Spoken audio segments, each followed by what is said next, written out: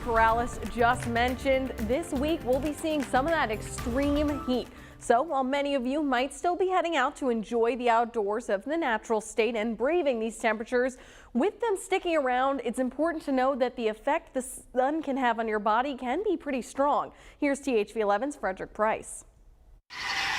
In the middle of summer, biking, running, any outdoor activity doesn't stop for some. But doing them in the extreme heat could result in a dangerous outcome. Trying to push yourself to do things in a hot situation raises your heart rate. Dr. Robert Hopkins with UAMS says an overexposure to sun goes far beyond just a simple sunburn. The heat can lead us to have elevated blood pressure, clotting.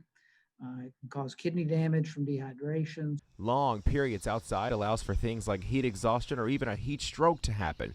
Oftentimes people are confused with the two, so Hopkins says it's important to know the difference. Let's start with heat exhaustion. You're outside, you're working hard in the heat, you're sweating very heavily. He says that means your body is simply overheating. You may develop a little nausea, dizziness, headache, sometimes a fast pulse.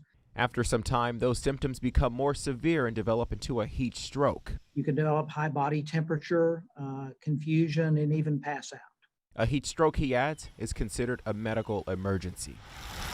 Of course, drinking water is recommended, but Dr. Hopkins says consider drinking other fluids to maintain the salts our bodies need. Drink a can of tomato juice. That replaces the salts that you're losing. He also recommends avoiding any sports drinks as they contain a lot of sugar. And finally, limit the amount of time you are outside.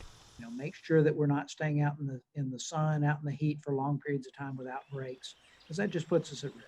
In Little Rock, Frederick Price, THV 11 News. And to avoid heat illness, Dr. Hopkins also suggested that people avoid activities during those peak hours in midday, that they wear light-colored clothing and exercise with a buddy.